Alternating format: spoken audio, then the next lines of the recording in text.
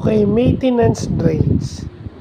So, yung maintenance drains, yun yung mga unexpected downtime. Halimbawa, nagkaroon ng power outages,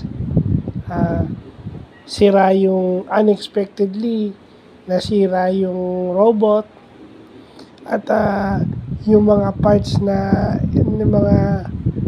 na ikakabit o mga bagong parts na ipapalit, matagal dumating, yun yung maintenance drains.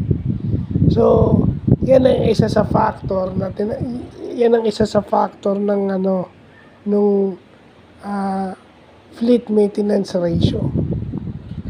No? Na isasama ko na rin ngayon, yung maintenance rates saka fleet maintenance ratio. So, yung fleet maintenance ratio, yun yung ratio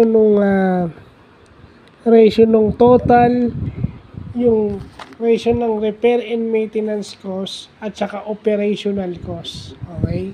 So, isinesep yung efficiency ng robotic system by isolating yung repair and maintenance to yung sa operation.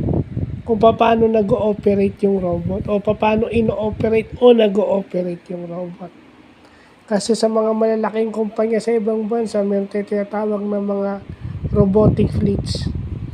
So, yung maintenance drains ang isa sa nakaka-apekto sa kanila.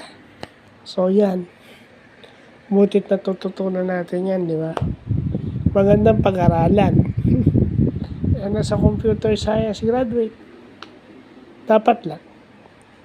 So, yun lang po.